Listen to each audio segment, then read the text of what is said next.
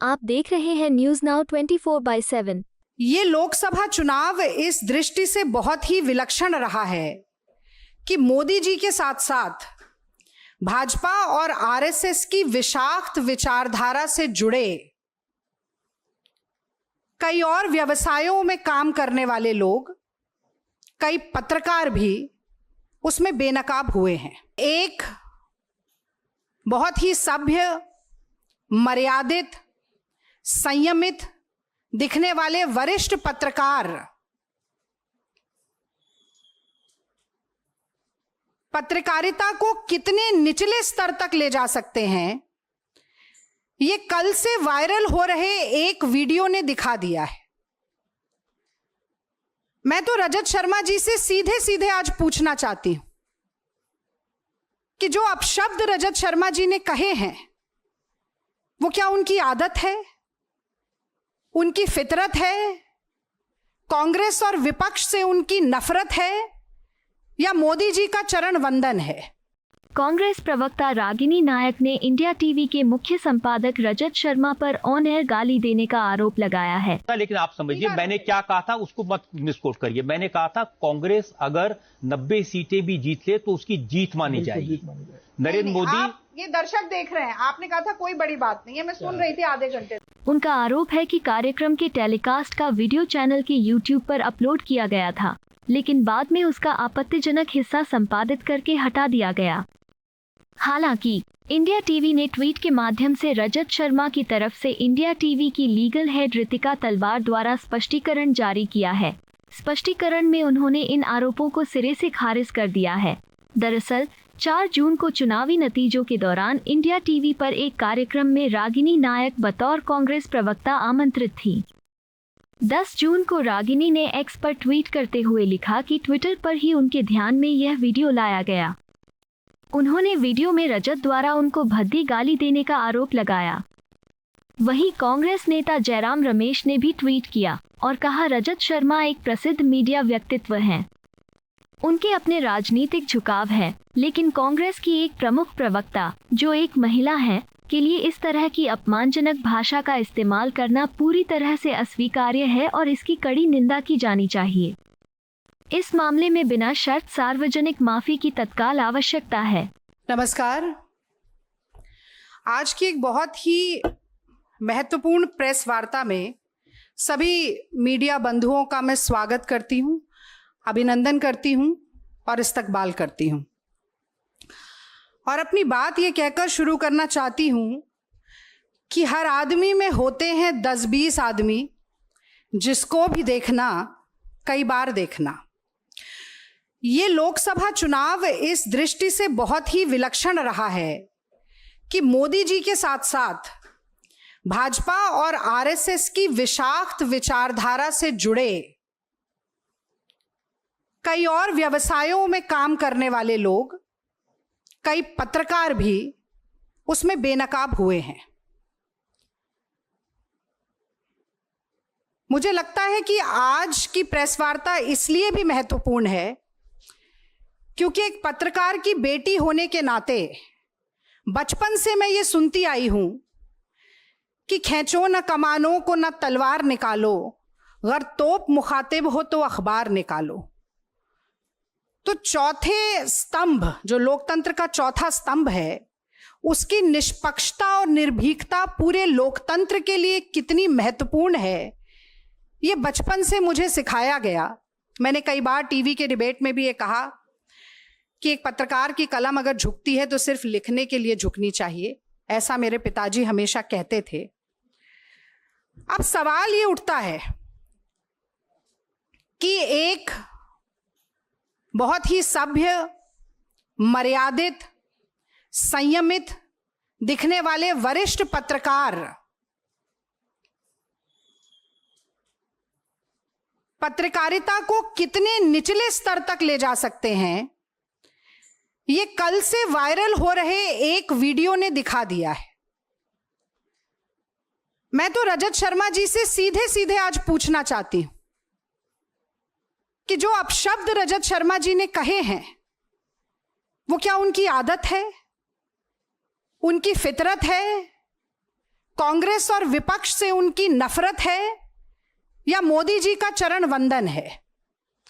और मुझे लगता है कि कल से भारत के सोशल मीडिया प्लेटफॉर्म्स पर लाखों लोग जो अपनी राय, अपनी प्रतिक्रिया एक अभद्र टिप्पणी के ऊपर दे रहे हैं, उन सबके सामने सार्वजनिक रूप से एक स्पष्टीकरण या बयान जरूर आना चाहिए था। मैं थोड़ी सी क्रोनोलॉजी बताना चाहती हूं कि असल में हुआ क्या। पहले हम लोग सोच रहे थे कि वो दोनों वीडियो यहां पर दिखाएं, पर वो आपको मेरी टाइमलाइन पर जरूर मिलेंगे। ये वाकया है 4 जून का, जिस दिन नतीजे लोकसभा चुनाव के सामने आ रहे थे और मैं यहीं एआईसीसी के प्रांगण में बैठकर इंडिया टीवी पर बहस कर रही थी। अब होता ऐसा है कि अगर एंकर और प्रवक्ता साथ में बोल रहे हो, कांग्रेस की बढ़ती हुई टैली को देखकर गर्मजोशी का माहौल हो, शोर शराबा हो और टीवी स्क्रीन सामने ना हो, तो अक्सर बुदबुदाकर या धीरे से अगर कोई बात कही जाती है तो वो सुनाई नहीं दे पाती। उस दिन मैं नहीं सुन पाई, मेरे सामने टीवी स्क्रीन भी नहीं थी। फिर ये वीडियो अचानक से वायरल होना शुरू हुआ। कल मेरे और पवन खेड़ा जी के संज्ञान में हमारे कुछ कांग्रेस के कार्यकर्ताओं ने भी, और ट्विटर यानी कि एक्स, पहले ट्विटर कहा जाता था, उस प्लेटफॉर्म पर भी हमें कई लोगों ने ये वीडियो भेजा। और मैं सच कहती हूं, पहले तो यकीन नहीं हुआ कि रजत शर्मा जैसे व्यक्ति सार्वजनिक तौर पर एक लाइव डिबेट में इतनी भद्दी गाली का प्रयोग कर सकते हैं। और चूंकि जो वीडियो हमें भेजा गया उसमें नीचे वो गाली लिखी हुई भी थी, तो मन नहीं माना कि ऐसा हो सकता है। हम इंडिया टीवी के प्लेटफॉर्म पर गए, वहां से जो उन्होंने खुद फुटेज डाली थी उस फुटेज को निकाला, उस फुटेज की उस क्लिप को निकाला जिसमें ये वाकया घटित हो रहा है।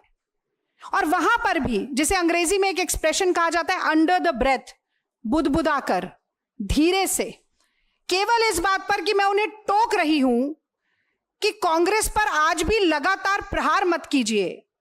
शायद मोदी जी की घटते हुई संख्या और कांग्रेस की बढ़ती हुई संख्या को देखकर झुंझला इतना गए कि उन्होंने वो गाली दी। और अब मैं एक नारी के तौर पर भी, एक भारतीय महिला के तौर पर मैं ये जानना चाहती हूं रजत शर्मा जी से कि ये बात सिर्फ एक रागिनी नायक की नहीं है। मैं 10 साल से ईमानदारी से अपनी पार्टी का पक्ष टीवी पर रख रही हूं। आप पत्रकार होते हुए भी भाजपा का पक्ष रख रहे हैं। मोदी जी के साथ जो आपका इंटरव्यू हुआ वो सबने देखा, किस तरीके की बातचीत उसमें हुई, सबने देखा। मेरे माँ बाप, मेरे बूढ़े सास ससुर, मेरे बच्चे, सब वो वीडियो देख रहे थे। कांग्रेस के लाखों करोड़ों लोग, इस देश की जनता वो वीडियो देख रही थी। आपने मुझे गाली दी सिर्फ इसलिए कि मैं ईमानदारी से अपनी पार्टी का काम कर रही हूं, इसलिए कि मैं ईमानदारी से अपनी पार्टी का काम कर रही हूं। और सिर्फ गाली नहीं दी, उसके बाद सुबह आपने मुझे धमकाना शुरू किया। आपने कहना शुरू किया कि अगर प्रेस कॉन्फ्रेंस किया जाएगा तो डेफेमेशन का केस करेंगे। मतलब आप चोरी करें, उसके बाद आप सीना चोरी करें। आपको लगता है कि धमकाने से हम डर जाएंगे? और ये आंसू सिर्फ इसलिए नहीं है कि मेरा अपमान हुआ है, ये आंसू इसलिए कि आप सोचते हैं कि सत्ता का घमंड इतना है, अहंकार इतना है, आपको लगता है कि आप कुछ भी करेंगे और बच के निकल जाएंगे क्योंकि मोदी जी का हाथ आपके ऊपर है। आप गाली दें, उसके बाद आप कहें कि आप ही डेफेमेशन का केस करेंगे और कांग्रेस पार्टी पीछे हट जाएगी। मैं याद दिलाना चाहती हूं आपको रजत शर्मा जी, महात्मा गांधी ने इस देश में सबसे पहले अभय का पाठ पढ़ाया था। चंपारण में नीलहे जबरदस्ती नील की खेती कराते थे। गांधी जी ने कहा था कि सत्ता के गुरूर से डरो मत, अत्याचार से, शोषण से डरो मत। कितनी भी ताकत हो सरकार के पास, डरो मत। और मुझे लगता है कि वही आज राहुल गांधी भी चरितार्थ कर रहे हैं जब वो ये नारा देते हैं डरो मत। तो देखिए, हम डरे नहीं, आपकी गीदड़ भपकियों से नहीं डरे। सबसे पहले तो मुझे लगता है कि आपको बताना चाहिए था कि अगर आपने गाली नहीं दी तो आपने कहा क्या है, कौन से शब्दों का इस्तेमाल किया है। वो आपने नहीं किया क्योंकि न सिर्फ आपका मुखौटा हटा है, बल्कि आपके मन में कितना मैल है, कितना जहर है, कितना गुस्सा, कितना क्रोध, कितनी घृणा है, वो सब आज कहीं ना कहीं बाहर आया है। तो आज विलंब हुआ, हमने सुबह 12 बजे प्रेस वार्ता रखी थी, उसके बाद ये क्रिमिनल कंप्लेंट हमने लॉन्च की है, ये आपसे हम शेयर करेंगे। 2 sections, section 294 and section 509 of the IPC. Section 294 कहता है, whoever to the annoyance of others does any obscene act in the public place or sings, recites or utters any obscene song, ballad or words in or near any public space shall be punished with imprisonment of either description for a term which may extend to 3 months or with fine or with both. और दूसरा section 509, outraging modesty of a woman. Whoever intending to insult the modesty of a woman utters any words, makes any sound or gesture, or exhibits any object intending that such word or sound shall be heard, or that such gesture or object shall be seen by such woman, or intrudes upon the privacy of such woman, shall be punished with the imprisonment for a term which may extend to 3 years, and also with fine. तो आपकी धमकियों और गीदड़ भपकियों से आपने चुप कराने की कोशिश की, खामोश कराने की कोशिश की। हमने ये क्रिमिनल कंप्लेंट लॉन्च की है और हम न सिर्फ ये उम्मीद रखते हैं कि इस पर प्राइमा फेसे इन्वेस्टिगेशन के बाद एफआईआर भी दर्ज होगी, बल्कि मैं आज एनसीडब्ल्यू को भी आप सभी मित्रों के माध्यम से जगाना चाहती हूँ। ये सुओ मोटो कॉग्निजेंस एनसीडब्ल्यू कब लेना सीखेगी? नेशनल कमीशन ऑफ वुमेन को कठपुतली की तरह नचाना मोदी सरकार कब बंद करेगी? हमने पहलवान बेटियों की पीड़ा देखी, उनकी छाती पर लातें मारी गई, उनको अपने मेडल सड़क पर छोड़ने पड़े, हर तरह का दुर्व्यवहार हुआ। तो मोदी जी से बहुत ज्यादा अपेक्षा नहीं है, पर एक बार फिर आज गेंद उनके पाले में भी है कि कहीं ना कहीं नारी शक्ति की बात करना, नारी वंदन की बात करना, तमाम बड़े बड़े नारे देना नारियों से संबंधित, आज उन सभी का एक बड़ा फैसला, उनका सत्यापन करने का एक बड़ा फैसला वो ले सकते हैं। और मुझे लगता है कि आगे बढ़कर इस मसले पर बोलना चाहिए। और अंत में मैं ये बात जरूर कहना चाहती हूं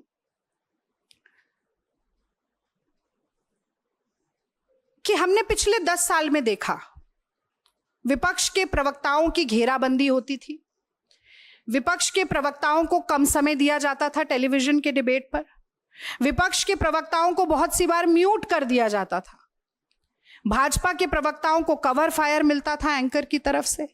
लेकिन एक परिकल्पना में जो सबसे बड़ी अतिशयोक्ति होती है ना, हम भी जब ये होता था तो हम बैठ के कहते थे कि भाई कुछ भी हो जाए, एक दिन ऐसा नहीं आएगा कि कभी माँ बहन की गाली देने की नौबत आन पड़े।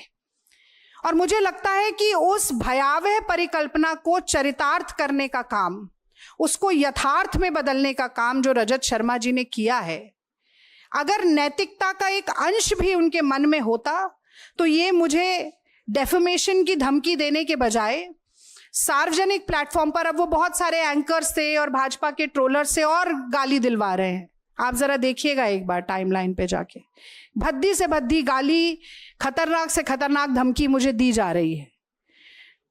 तो मुझे अपेक्षा ये थी कि वो आकर ये बात कहते, बताते, स्वीकारते और माफी मांग लेते, खत्म हो जाता कि मेरे मुंह से निकल गया, नहीं बोलना चाहिए था, या कम से कम ये बताते नहीं कहा तो क्या कहा। तो ये जो घमंड है, ये जो धृष्टता है, ये जो अहंकार है, ये जो अहम है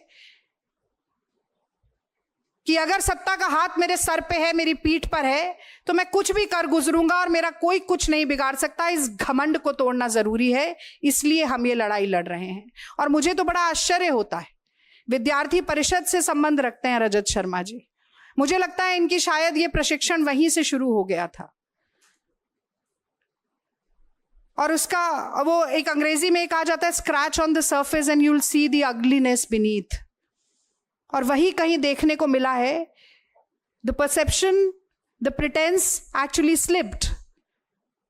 और अंदर के भीतर की कितनी कड़वी सच्चाई है वो एक बार एक झलक में निकल कर आ गई। तो एनसीडब्ल्यू इस बात का संज्ञान ले। प्रधानमंत्री नरेंद्र मोदी अगर इस देश की नारी शक्ति के प्रति लेश मात्र भी श्रद्धा रखते हैं, सम्मान रखते हैं मन में, तो इस बात का संज्ञान ले। और रजत शर्मा जी सावगोई के साथ आकर जो 2 सवाल मैंने पूछे कि आपने क्यों कहा और अगर नहीं कहा तो क्या कहा, ये धमकियां देने के बजाय ये बात आकर बताएं, क्योंकि आपकी अदालत तो बहुत लंबे समय तक करते रहे, आज जनता की अदालत में वो खड़े हैं। और मुझे लगता है कि ये सिर्फ रागिनी नायक का अपमान नहीं है, ये पत्रकारिता पर एक बड़ा लांछन है। आज पत्रकार साथी अगर एकजुट होकर नहीं कहेंगे कि ये गलत है, नहीं होना चाहिए, तो आज एक रागिनी नायक के साथ हुआ है, कल किसी और के साथ होगा। किसी की भी माँ बहन बेटी के साथ अब गाली गलौज की नौबत आ जाएगी, लाइव डिबेट में, लाइव चैनल्स पर ऑन एयर गालियां बकी जाएंगी। और ये सिर्फ मेरी बात नहीं है, कहीं ना कहीं इस देश की सारी महिलाएं आज कह रही हैं, पत्रकार बंधुओं से कह रही हैं कि लाज राखो मेरे घूंघट पट की।